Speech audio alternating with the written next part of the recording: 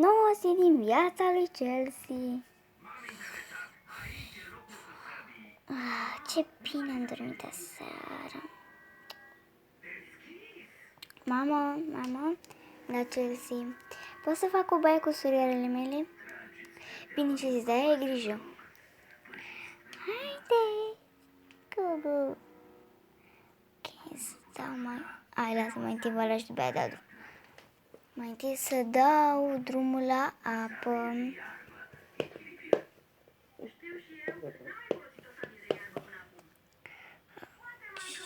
Stă la păcală și voi sta un pic în pat până atunci.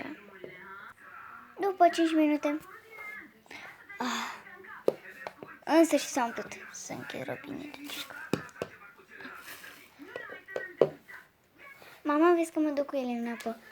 Bine, scumpă. Haideți. Trebuie mai să-i două surioare.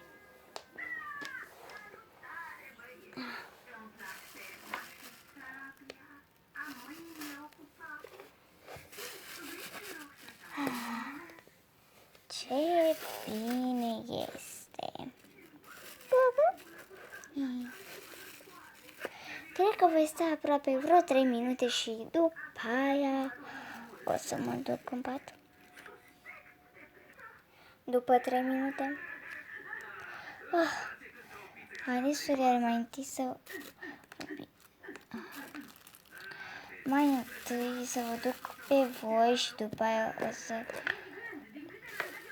trag și apa.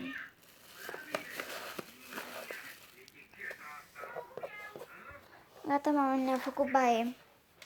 Bine, Chelsea. Ți-a căzut pătuțul. E nimica. Ok, și să golesc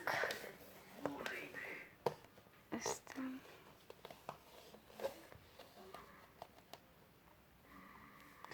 Ok. Gata. Deja. Opsi. Mama, ce face Skipper? Du-te și trezește.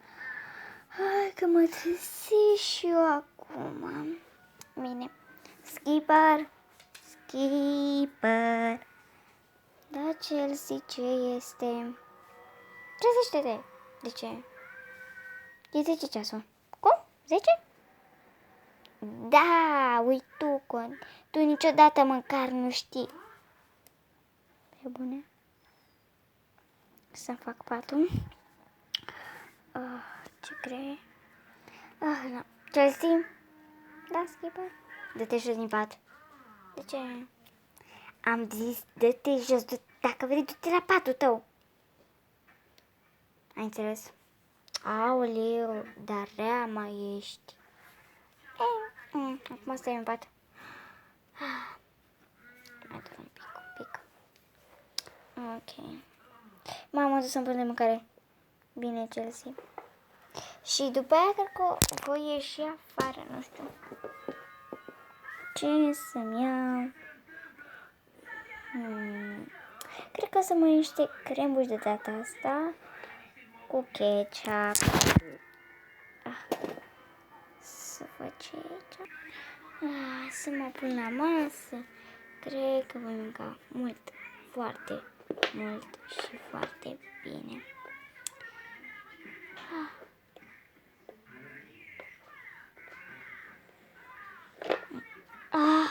Scaunul a furisit. De fiecare dată când mă așez pe tine. Da, să mănânc. Miam, ce bun a fost. Mama, da, Chelsea, poți să fac și eu o plimbare, te rog? Bine, Chelsea, da, ai greșit și ia-ți geanta și ochelari de soare. Bine, mama.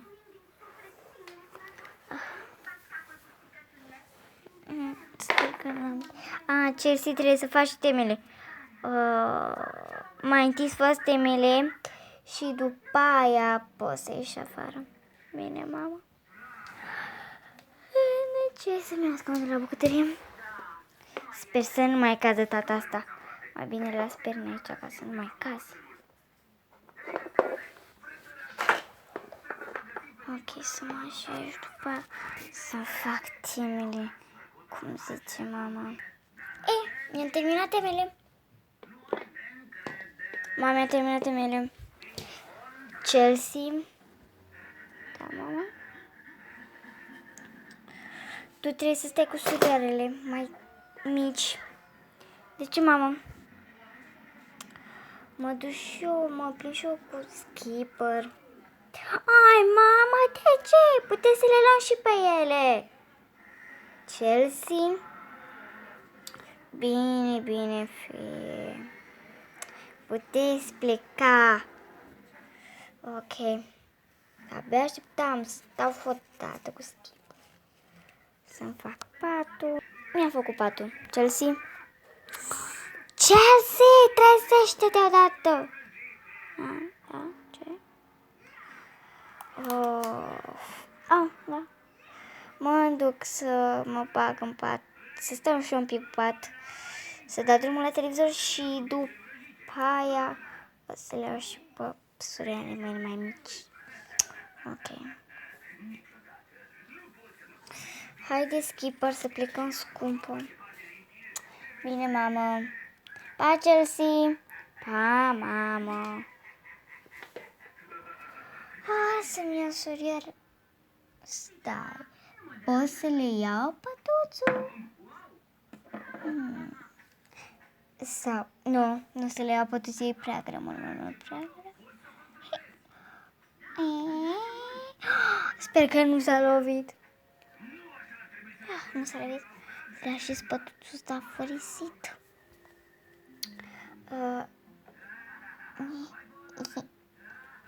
Vrei să dormim sau să ne uităm la televizor? Da. Bine, să ne uităm la televizor. Televizorul ăsta. Hai să ne uităm despre sport. Da, nu mai vreau să mă uit. Hai să dormim. Să dormim și noi măcar o oră. Peste o oră. E bine așa. Chelsea, scumpo, am venit acum o oră. Oh, scuze-mă, mama, am dormit. Nu e... Ok. Hai să vă pun ciorba. Ok, mama. Mai întâi pune-mi și tu pe Skipper. Bine, Chelsea. Să pun ciorba și să o pun Chelsea. Să opresc cararea. Chelsea, e gata masa. Bine, mama, stai că vin. Miam. Ciorbă, yes. Sper să nu mai cazi ca una fărisice ești. Mama, acasă ciorba pe... Chelsea. Da, mama. Te rog să nu mă ceți. Nu te cerlască curățiu după aia. Da, nu cred că o să mai mănânc. Dacă v-a plăcut acest nou episod, nu uitați să dați un like. Și da, am renovat casa, ne-am luat și cadă și o să mai fac un nou filmuleț mâine și sper să ne data viitoare. Pa, pa! Pup!